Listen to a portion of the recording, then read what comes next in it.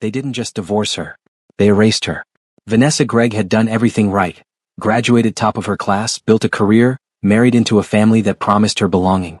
But when the fertility clinic confirmed what she'd feared for months, everything she'd built collapsed in a single afternoon. The diagnosis wasn't just medical. It was social execution. Her husband's family didn't yell. They didn't argue. They simply stopped seeing her. Invitations dried up. Phone calls went unanswered. At family gatherings, conversations shifted when she entered the room, as if her presence carried contamination. Her husband filed for divorce 3 weeks later, citing irreconcilable differences. But everyone knew the real reason. A woman without a womb is a woman without worth. That's what his mother had said. Not to her face, never to her face. But loud enough, clear enough. Vanessa didn't beg. She didn't cry in public. She signed the papers, packed her things, and disappeared into a city that had already forgotten her name. But on a cold winter evening, sitting alone on the stone steps of a sleek modern building, her coat pulled tight, her breath forming clouds in the frozen air, Vanessa realized she had nowhere left to go. The people inside moved past the glass walls like ghosts in another world. She was outside. Invisible. That's when she felt it. The weight of someone's gaze. She looked up. A man stood at the top of the steps, hands in the pockets of a long black coat, his expression unreadable. He wasn't rushing past like the others. He wasn't pretending not to see her. He was watching her. Not with pity. Not with curiosity. With recognition. Li Dong didn't smile. He didn't offer his hand. He didn't ask if she was okay. Instead, he said 6 words that would change everything. You look like someone I need. Vanessa should have walked away. She should have told him to let her be. But when a man like Li Dong, a Korean mafia boss known for silence, strategy, and ruthless control, looks at you like you're not broken but useful, you listen. He didn't offer her love. He didn't promise healing. He offered her something far more dangerous. A place at the table. Protection. Status. Power. And a marriage that had nothing to do with children, and everything to do with survival. But in Li Dong's world, being his wife doesn't mean being safe. It means being seen. And once the underworld sees you, there's no going back. Rival syndicates will question her. Cultural stigma will hunt her. And Vanessa will have to decide. Will she remain a symbol in his shadow, or become a strategist at his side? Because Li Dong didn't choose her to save her. He chose her because she's the only woman who understands what it means to be cast out, and still stand up. And when the world tries to erase you twice, you stop asking for permission to exist. Vanessa didn't cry when Dr. Francisca told her the news. She sat quietly in the clean, cold office with her hands resting in her lap and listened as he explained that her condition couldn't be fixed. He mentioned medical terms, talked about how pregnancy wouldn't be possible, and said adoption could be an option someday. Vanessa nodded, thanked him, and even booked another appointment she already knew she wouldn't go to. She left the clinic holding her purse tightly and walking straight, because that was how she'd always been. She stayed composed. She didn't break down in public. Her husband didn't cry either. Trevor was waiting in the car, looking at his phone when she got in. He glanced at her and she slowly shook her head. That was all he needed to know. He started the car and they drove home without saying a word. The silence felt heavy and painful. That night he slept in the guest room. By the end of the week he had moved out. Before the month was over, divorce papers arrived from his lawyer. What Vanessa didn't expect was how fast everything else fell apart. Trevor's mother stopped calling first. There was no argument, no explanation, just silence. The woman who used to message her every Sunday with church times and recipes suddenly disappeared. Then Trevor's sister removed her on social media. After that, his cousin, who had been working out with her for years, was suddenly always too busy. One by one, people vanished from her life. It felt careful and deliberate, like she was being erased. The worst part wasn't being rejected. It was what people said behind her back. Vanessa had always known how society talked about women who couldn't have children, but she never thought she'd be one of them. She heard comments at the store, at work, at the salon. That's so sad. I heard she can't have kids. What's the point of marriage if you can't give him a family? It felt like her whole life had been reduced to one thing she couldn't do. As if her education, her career, and everything she had achieved meant nothing, just because her body had failed her. Here's what most people don't understand about infertility. It's not just grief. It's erasure. Society doesn't know what to do with women who can't fulfill the role they've been assigned since birth. You're not tragic enough to pity but not whole enough to include. You exist in this strange liminal space where people look past you, through you, around you, but never directly at you. You become invisible. Vanessa tried to keep working. Tried to maintain her routines. But her colleagues had started treating her differently too. The ones who knew, and somehow they all knew, would give her these tight, pitying smiles in meetings. Her manager stopped assigning her to client pitches involving family brands. As if infertility were contagious. As if being around her would somehow curse their own fertility. She'd been one of the top performers in her firm for 3 years running, but suddenly her ideas were getting dismissed, her emails went unanswered, her contributions overlooked. 6 months after the diagnosis, Vanessa realized she'd become a ghost in her own life. She'd stopped going to events where she might run into Trevor's family. Stopped answering calls from mutual friends who only reached out to ask intrusive questions disguised as concern. Stopped posting on social media because every photo felt like a lie. She'd moved to a smaller apartment across town, somewhere no one knew her story. She'd convinced herself that starting over meant disappearing completely. But starting over required having somewhere to go. And Vanessa had run out of destinations. That's why she'd been sitting on those steps that night, staring at the clinic appointment reminder still glowing on her phone. Dr. Francisca's office had called twice that week about the follow-up she'd canceled. They wanted to discuss next steps and emotional support resources. As if there were steps left to take. As if support groups and therapy sessions could fix the fact that the world had decided she no longer mattered. She'd been weighing her options. Leave the city entirely. Start over somewhere no one knew her name. Get a new job, build a new life, become someone without a past. Or stay. Keep pretending. Keep showing up to an office where people looked through her. Keep living in a city that had already forgotten she existed. The cold had seeped through her coat, numbing her fingers, but she hadn't moved. Somewhere behind the glass walls of the building, people were laughing. Networking. Building futures. She could see them through the windows, moving in warm yellow light like actors in a movie she'd never been cast in.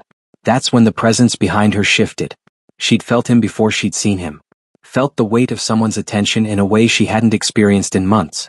Most people's eyes slid right past her now. His didn't. Vanessa had looked up slowly, half expecting another stranger about to ask if she was okay, if she needed help, if there was someone they could call. The kind of concern that felt more like an accusation. Are you broken? Do you need fixing? Should you even be here? But Li Dong hadn't asked any of those questions. He just stood there, hands buried in the pockets of his coat, his expression unreadable. Not cold but not warm either. Assessing. Calculating. Like he was looking at a chessboard and deciding where she fit. You're thinking about leaving, he'd said. Not a question. A statement. Vanessa's throat had tightened. You don't know me. I know that look. He'd tilted his head slightly. You're deciding whether you matter enough to stay. And that's when something inside her cracked. Not broke. Cracked. Because he'd seen it. The thing she'd been hiding from everyone, including herself. The quiet, suffocating question that had been eating at her for months. If she couldn't be a wife, couldn't be a mother, couldn't fulfill the role everyone expected, what was she for? Li Dong had taken one step closer. You do. Do what? Matter. Vanessa didn't know what to say to that. She'd spent 6 months being told, in 1,000 unspoken ways, that she didn't matter. That her value had expired the moment her reproductive system failed. And here was a stranger, someone who didn't know her history or her diagnosis or the shame that clung to her like a second skin, telling her the opposite. She'd stood up then, brushing snow from her coat, putting distance between them. You don't know anything about me. Li Dong hadn't moved. I know you're educated. I know you've been erased from something that mattered to you. And I know you're sitting outside in the cold because you can't decide if disappearing is easier than rebuilding. He paused, letting that sink in. I also know you haven't disappeared yet, which means part of you still wants to fight. Vanessa had walked away that night without giving him her name. But she'd thought about those words for days afterward. Part of you still wants to fight. Did she? She wasn't sure anymore. Fighting required believing you had something worth fighting for, and Vanessa had lost that belief somewhere between the divorce papers and the last unanswered text from someone she'd once called a friend. The city felt different after that encounter. Bigger. Lonelier. She'd go to work, sit through meetings where her voice seemed to echo in a void, then return to her apartment and stare at walls that never quite felt like home. She'd scroll through social media and see Trevor's new girlfriend, younger and glowing and very clearly not infertile, posing with his family at events Vanessa used to attend. She'd see former friends posting about their pregnancies, their baby showers, their growing families. Every notification felt like a reminder of what she'd never have. What she'd never be. Here's what they don't tell you about losing your place in the world. You don't just lose relationships. You lose your sense of self. For years, Vanessa had defined herself by her roles. Daughter, wife, future mother, professional, friend. But those roles had dependencies. They required other people to see you, acknowledge you, include you. When those people disappeared, the roles collapsed. And what was left? Just Vanessa. Alone. undefined. A woman without context. She'd started avoiding places where she might be recognized. She'd stopped going to her usual coffee shop because the barista always asked about Trevor. She'd switched grocery stores after running into one of his cousins in the produce section. She'd even changed her route to work, taking side streets instead of the main road, as if physical distance could somehow protect her from the social death she'd already experienced. One afternoon, 3 weeks after meeting Li Dong, Vanessa found herself standing in front of a mirror in a department store dressing room. She'd been shopping for a blazer for an upcoming presentation, but the woman staring back at her looked like a stranger. Same face, same body, but somehow diminished, as if she'd been photocopied too many times and the image had started to fade. A saleswoman had knocked on the door. "How's everything fitting?" "Fine," Vanessa had said, even though nothing fit anymore. Not the clothes, not her life, not the version of herself she'd spent 32 years building. She'd left without buying anything. That evening she'd received a message from an unknown number. Just an address and a time. No explanation. No signature. But somehow she knew it was from him. Li Dong.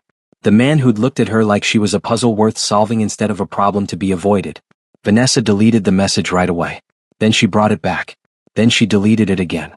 For over an hour she paced around her apartment, telling herself that meeting a stranger, especially someone like Li Dong who carried a quiet but dangerous presence, was a bad idea. Careless, possibly unsafe. But when you've been invisible for too long, you start wanting to be noticed in any way you can. Even if it's risky. Even if it doesn't fully make sense. Because being invisible isn't calm or peaceful, it's crushing. It's walking through busy places where people bump into you because they don't really see you. It's talking in meetings and realizing no one is listening. It's feeling like the world has already decided you don't matter. In the end, Vanessa went to the address. It was a restaurant in a part of the city she rarely visited. Classy but not flashy. Quiet. The kind of place where people spoke softly and seemed like they belonged there. The moment she stepped inside, she felt out of place. Her clothes too simple, her confidence thin. But the hostess knew her name and led her straight to a private booth at the back. Li Dong was already there. Same dark coat. Same calm, unreadable face. But this time, something about him felt different. He wasn't just watching her. He looked certain, as if he'd already made up his mind and was waiting for her to do the same. He didn't greet her. Didn't ask how she was. He just pointed to the seat across from him and said, "You came. That tells me something." Vanessa sat down slowly. "What does it tell you?" "That you haven't given up on yourself yet," he said, leaning back. "Your ex-husband's family erased you because they only saw biology. Your co-workers stopped respecting you because they tied fertility to ability. Society taught you that a woman's worth depends on whether she can have children." He paused. "But you don't fully believe that. If you did, you wouldn't be here." The words hit her harder than she expected, because they were true. If she had truly accepted what the world told her, she would have disappeared by now.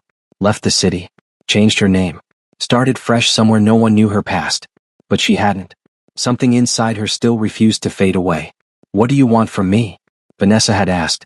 Li Dong had smiled then. Small. Almost imperceptible. "I don't want anything from you.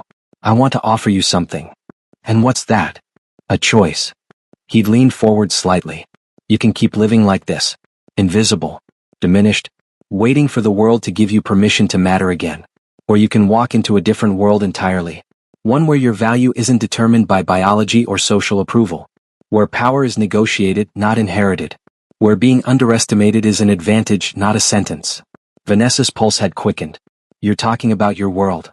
"I'm talking about a partnership." His gaze hadn't wavered. "I need a wife. Not for love. Not for children. For strategy. For presence.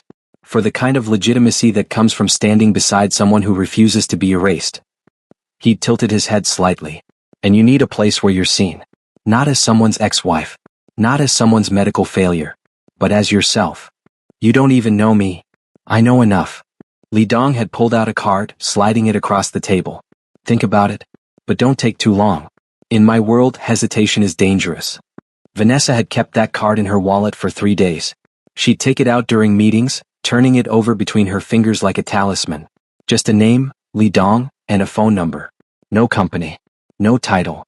Nothing to indicate who he was or what he did. But she'd felt the weight of it every time she touched it, like holding a key to a door she wasn't sure she wanted to open. On the 4th day she'd called. The meeting location he'd given her wasn't what she'd expected. Not a restaurant this time. Not a public space where curious eyes could watch. Instead, he'd sent a car to pick her up from her apartment, A sleek black sedan with tinted windows and a driver who hadn't spoken a single word during the 30-minute drive out of the city center. They'd ended up at a private estate on the outskirts, the kind of property that didn't advertise itself, hidden behind high walls and security gates that opened without the driver needing to announce their arrival. Li Dong had been waiting in a study that looked like it belonged in a different era. Dark wood paneling, leather chairs, shelves lined with books in Korean, English, and what looked like Mandarin. He gestured to the chair across from his desk, and Vanessa had sat, her pulse thrumming beneath her skin. "You came," he'd said. Not surprised, just acknowledging. "I want to understand what you're actually proposing." Vanessa had kept her voice steady, even though her hands were clenched in her lap. "Because if this is some kind of..." "It's not." Li Dong had cut her off, but not unkindly. "I'm not interested in a mistress or a companion or whatever euphemism makes this easier to digest. I'm proposing a marriage. Legal. Public. Binding." Vanessa had stared at him. "You don't know me. You don't love me. Why would you want to marry me? Love is a luxury in my line of work. Marriage is a tool." He'd leaned back in his chair, fingers steepled beneath his chin. "I run an organization that operates in gray spaces. Legal businesses on the surface. Less legal operations underneath. To maintain legitimacy, to navigate certain social and political circles, I need a wife. Not just any wife. Someone educated. Boys. Someone who can sit across from a prosecutor's wife at a charity gala and make her believe we're just another successful couple. Here's what most people don't understand about power. It's not just about money or muscle. It's about perception. The world judges you based on who stands beside you, who vouches for you, who shares your name. A man like Li Dong could own half the city's underground economy, but without the right social positioning, he'd always be an outsider. Dangerous, yes. Wealthy, certainly. But never legitimate. Never accepted. Marriage to the right woman could change that. Could open doors that money alone couldn't unlock. "And what do I get out of this?" Vanessa had asked. "Protection. Status.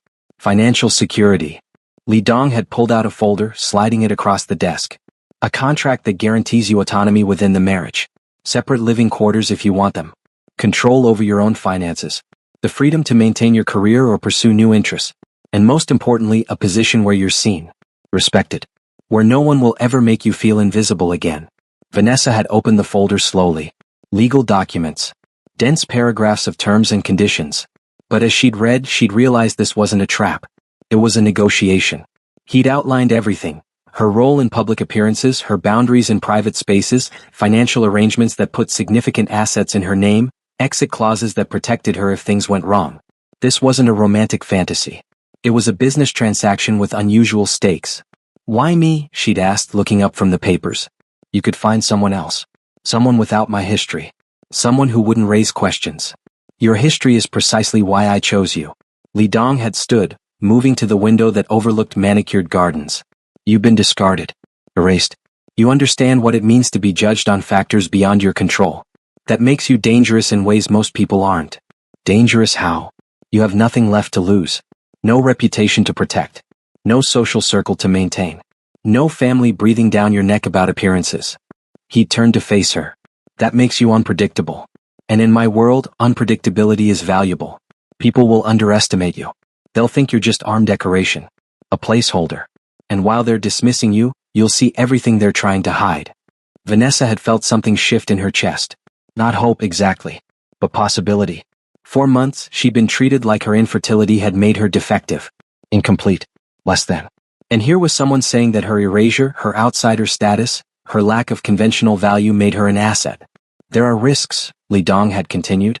"My enemies will target you to get to me. Rival organizations will test you to find weaknesses. Law enforcement will investigate you to build cases against me. This isn't a safe choice, but it's a visible one. You'll never be ignored again. And if I say no, then you go back to your apartment. Your diminishing career. Your disappearing act." He'd crossed his arms. "I won't contact you again. This offer expires tonight." Vanessa had looked down at the contract again. At the clauses that promised her agency. At the numbers that would make her financially independent. At the terms that treated her like a partner, not property.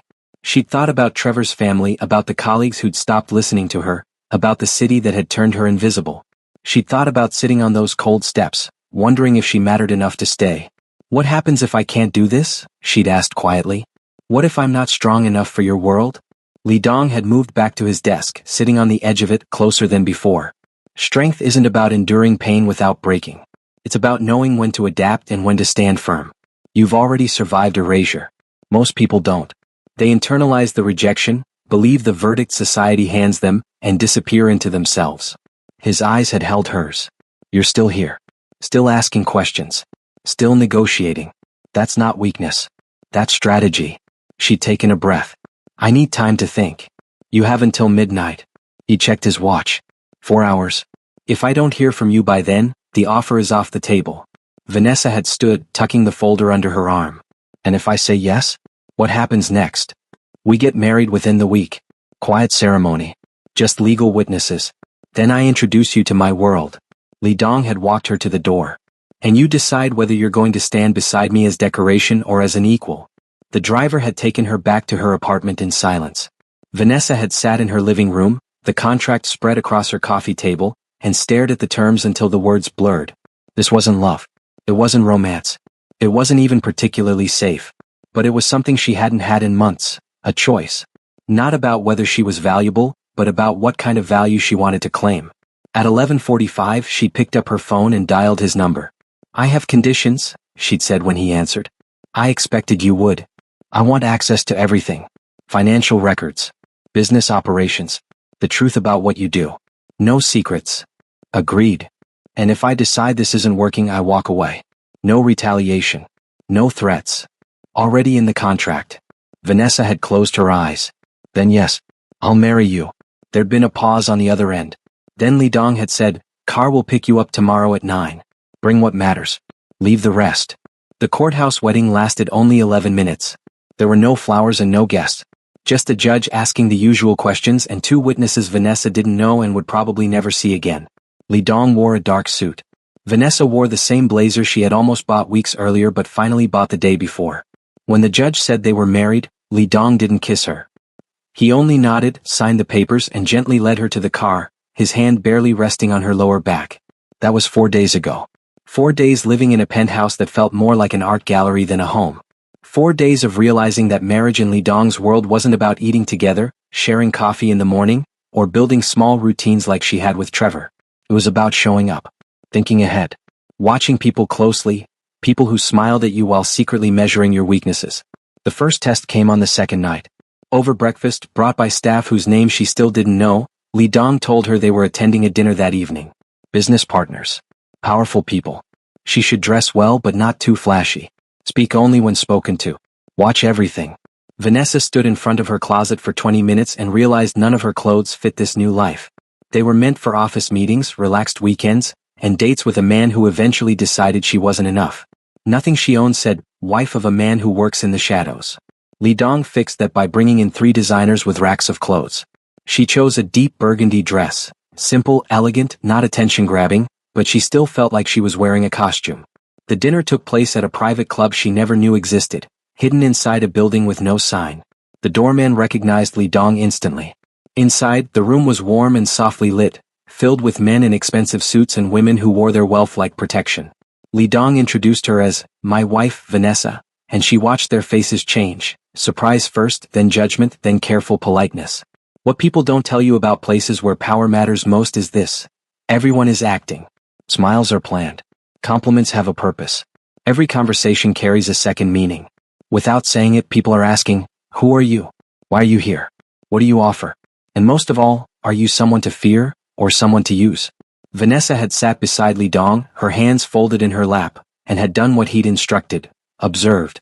She'd noticed how the man across from them, Quan something, had glanced at her ring finger 3 times during appetizers, as if confirming the marriage was real.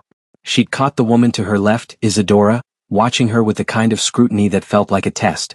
She'd registered the moment when another guest, a lawyer named Vance, had asked Li Dong a question about expansion into new territories while his eyes had flickered to Vanessa, checking if she'd react. She hadn't. She'd simply taken a sip of water and waited. Li Dong had answered Vance's question with a kind of vague precision that revealed nothing while sounding cooperative. Then he'd shifted the conversation to art investments, a topic that got everyone talking about auctions and market trends and nothing that mattered. Vanessa had understood then what she was watching. Deflection. Control. The ability to command a room without ever raising your voice. After dinner, in the car ride home, Li Dong had finally spoken to her directly. You did well. I barely said anything. Exactly. He glanced at her. Silence is a language in my world. It says you're not desperate to prove yourself, that you don't need validation, that you're comfortable holding power without announcing it. Vanessa had stared out the window at the city lights blurring past. Quan didn't trust me. Quan doesn't trust anyone. But he'll test you. They all will. Li Dong had shifted in his seat. You're the new variable. They need to figure out if you're a liability or an advantage. And how do I prove I'm the latter? You don't prove anything. You let them underestimate you. Let them think you're decorative. While they're dismissing you, you learn everything about them. Their tells. Their vulnerabilities. Their alliances. He'd looked at her then, something almost like approval in his eyes. You already started tonight. I saw you watching. She had been. She'd cataloged the way Isadora had touched her necklace every time someone mentioned her husband's business. She'd noticed how Vance had checked his phone twice during dessert, always angling the screen away from view. She'd registered the tension between Quan and another guest whose name she'd already forgotten, the way they'd avoided addressing each other directly. The second test had come 2 days later. Li Dong had brought her to a meeting at a warehouse on the industrial edge of the city. No explanation. Just an instruction to stay close and say nothing. Inside, the space had been converted into something between an office and a command center. Men in casual clothes had been moving crates, checking inventory, typing on laptops. The air had smelled like oil and concrete and something metallic Vanessa couldn't identify. Li Dong had conducted business in Korean, his tone clipped and authoritative. Vanessa had stood slightly behind him, her face neutral, her body language relaxed despite the fact that every instinct screamed that she was in over her head. One of the men, younger than the others, had stared at her with open curiosity. Another had smirked, like her presence was a joke he was in on. Here's what Vanessa had learned in that warehouse. Respect isn't given freely in spaces where violence is always an option. It's earned through composure. Through refusing to flinch when you should be afraid. Through standing in rooms where you're the only woman, the only outsider, the only person who doesn't belong, and acting like you have every right to be there. After the meeting, back in the car, Li Dong had asked her what she'd noticed. The younger one doesn't respect you yet, Vanessa had said. He's watching to see if you'll correct him. The man in the back, the one who didn't speak, he's the real authority. Everyone deferred to him without realizing it. Li Dong had smiled. Actually smiled. His name is Sung. He's been with me for 15 years. Runs operations I don't want visible. He turned to her.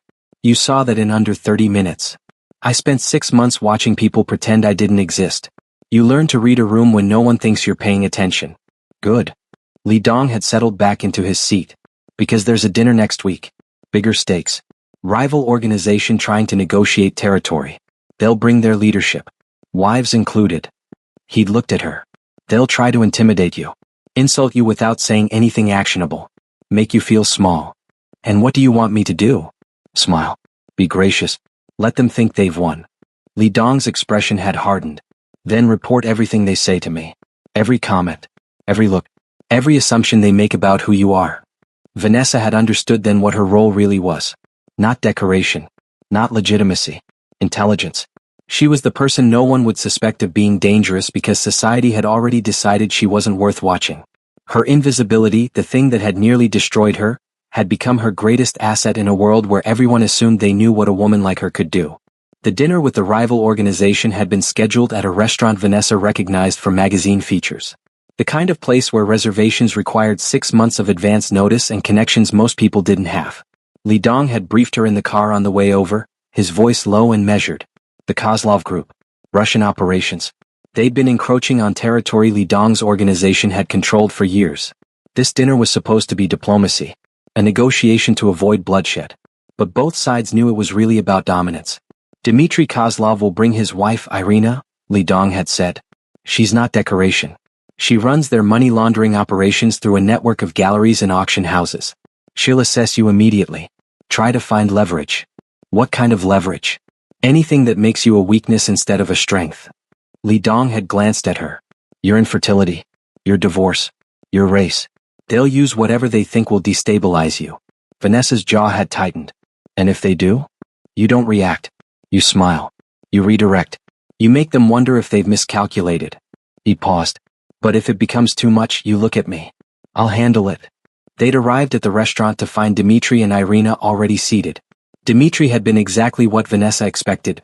Broad-shouldered, expensive suit, the kind of confidence that came from never being told no. Irina had been different. Elegant. Sharp-eyed. She'd watched Vanessa approach with the expression of someone evaluating a competitor, not a guest. The introductions had been formal. Handshakes. Pleasantries. Li Dong and Dmitri had engaged in the kind of careful conversation that sounded cordial but carried threat beneath every word. Vanessa had sat beside Li Dong, aware of Irina's attention like a weight pressing against her skin. "So you're the new wife," Irina had said in accented English, her smile not quite reaching her eyes. "Li Dong has always been so private. We were surprised to hear he'd married." "It was a personal decision," Vanessa had replied evenly. "Of course."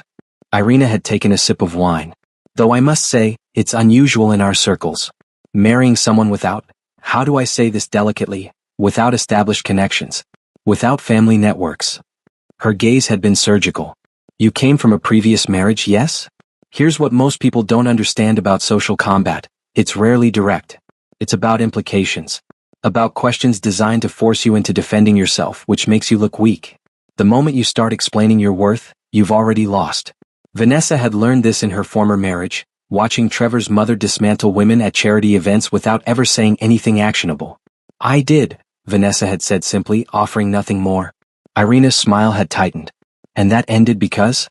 "Because it ended." Vanessa had met her eyes. "Some things run their course." Dmitri had laughed at that, a booming sound that had made other diners glance their way. "I like her. Direct." He'd looked at Li Dong. "You chose well. American women, they don't dance around topics like ours do." But Irina hadn't been satisfied. She'd leaned forward slightly, her voice dropping to something more intimate, more dangerous. "I only ask because in our world, marriages are strategic. They create alliances, produce heirs, establish dynasties." Her eyes had flickered down to Vanessa's flat stomach, then back up. "It makes one wonder what the strategy is when those traditional elements aren't possible." The table had gone quiet. Not silent, but the kind of quiet where everyone is suddenly paying attention while pretending not to. Li Dong's hand had stilled on his glass. Dmitri had glanced between his wife and Vanessa with something like anticipation. Vanessa had felt the old shame rising, the familiar ache of being reduced to her medical diagnosis. But she'd also felt something else. Anger. Not the hot, reactive kind. The cold, calculated kind. The kind that had been building for months, every time someone had looked at her like she was broken. Every time she'd been erased from conversations, from events, from the simple act of being seen as human. She'd set down her fork carefully, her movements deliberate. "You're right. Traditional elements aren't part of my marriage." She'd smiled then, the kind of smile that didn't touch her eyes. "Which means I have no competing loyalties. No children to protect. No family alliances to maintain. When I make decisions, I make them based solely on what serves my interests and my husband's. No divided attention. No compromised judgment." She tilted her head slightly. "In our world, as you call it, that's not a weakness. That's clarity." Irina's expression had flickered. Just for a moment. Surprise maybe. Or recalculation. Li Dong's hand had moved to Vanessa's knee under the table. Not restraining. Affirming. "Interesting perspective," Dmitri had said, his tone thoughtful now.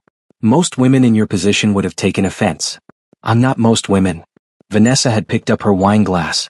"I'm the one sitting at this table." The rest of the dinner had proceeded with careful politeness, but the dynamic had shifted. Irina had stopped probing. Dmitri had addressed Vanessa directly several times, asking her opinions on art, on the city, on nothing that mattered but in a way that signaled he saw her as more than set dressing. Li Dong had negotiated the territorial dispute with his usual precision, and by dessert, they'd reached a temporary agreement. Lines would be respected. Operations would stay separate. War would be postponed. But as they'd left the restaurant, Vanessa had caught the look Dmitri had given Li Dong. Respect, yes. But also reassessment. As if Li Dong had revealed a new weapon Dmitri hadn't anticipated. In the car, Li Dong had been quiet for several blocks. Then he'd said, "You turned that around. She was trying to make me defensive. Make me small. And you didn't let her." Li Dong had looked at her. "You used your position instead of apologizing for it." Vanessa had stared out the window. "I'm tired of apologizing for things I can't control." They'd almost made it home when Li Dong's phone had buzzed. He'd glanced at the screen and Vanessa had seen his expression change. Not fear. Something colder. He'd made a call, speaking rapid Korean, his tone sharp. When he'd hung up, he'd leaned forward and given the driver different instructions. "What's wrong?" Vanessa had asked. "Kozlov's people hit one of our operations tonight. While we were at dinner." Li Dong's jaw had tightened. The negotiation was a distraction. They wanted to see if we were vulnerable. Are we? No. But they tested the boundaries. He'd looked at her. And now I have to respond. Publicly. In a way that makes it clear what happens when someone crosses me. Vanessa had understood what he meant. This wasn't just business anymore. This was war. And she wasn't just Li Dong's wife. She was a piece on the board that Kozlov had tried to eliminate by making her feel insignificant. By making Li Dong look weak for choosing her. What do you need me to do? She'd asked. Li Dong had studied her for a long moment. There's an event next week. Gallery opening. Every major player will be there. Including Kozlov. He paused. I'm going to claim you. Publicly. No ambiguity. No room for anyone to question whether you're temporary or symbolic. And that will make me a target. It already has. His eyes hadn't left hers. But it will also make you untouchable. Because touching you means going through me. Vanessa had taken a breath. Then do it. The gallery opening had been billed as a celebration of contemporary Asian artists, but everyone knew what it really was. A gathering of power. The kind of event where alliances were displayed, territories were acknowledged, and respect was either given or withheld in front of witnesses who would carry the story forward. Vanessa had spent the week preparing, not with Li Dong's designers this time, but on her own terms. She'd chosen a black gown that made her feel like armor, elegant but commanding. She'd had her hair styled simply, pulled back to expose her face completely. No hiding. No softness. Li Dong had met her at the base of the penthouse stairs, and for the first time since they'd married, she'd seen something shift in his expression. Not attraction exactly. Recognition. He'd nodded once, a gesture that felt like approval, and had offered his arm. Ready? Vanessa had taken it. Yes. The gallery had been packed. Art on the walls that Vanessa suspected nobody was actually looking at. Champagne flowing. Conversations happening in clusters, each one a negotiation disguised as small talk. She'd spotted Dmitri and Irina near the back, watching the entrance like sentries. Quan had been there with associates Vanessa was starting to recognize. Sung had been positioned by a side exit, his presence quiet but weighted. And scattered throughout the space had been others. Lawyers. Accountants. The people who made criminal enterprises look legitimate on paper. Li Dong had guided Vanessa through the crowd with his hand at the small of her back, stopping to greet people with a measured courtesy that revealed nothing. But Vanessa had felt the tension building. The way conversations had paused when they approached. The way eyes had tracked their movement. Everyone was waiting for something. They'd made it halfway through the gallery when Dmitri had intercepted them, Irina trailing behind with that same assessing look she'd worn at dinner. Li Dong. Vanessa. Dmitri had nodded to each of them. Beautiful event. Though I suspect the art is secondary to the networking. As it always is, Li Dong had replied smoothly. Dmitri's smile had sharpened. I wanted to apologize for the misunderstanding last week. The incident at your operation. My people were acting on outdated information. It won't happen again. Here's what Vanessa had learned about power dynamics in Li Dong's world.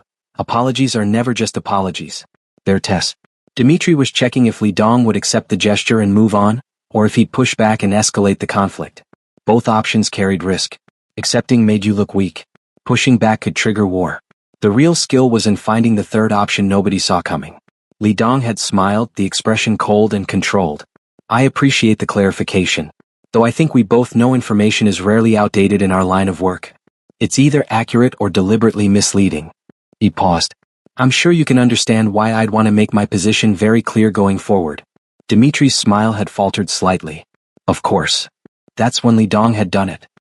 He turned to Vanessa, his hand moving from her back to her waist, pulling her closer in a gesture that was both possessive and declarative. Then he'd addressed the entire room, his voice carrying with the kind of authority that made conversations stop mid-sentence. I'd like to take a moment to properly introduce my wife. Many of you have met Vanessa already. Some of you have assessed her. Tested her. Tried to find weaknesses you could exploit.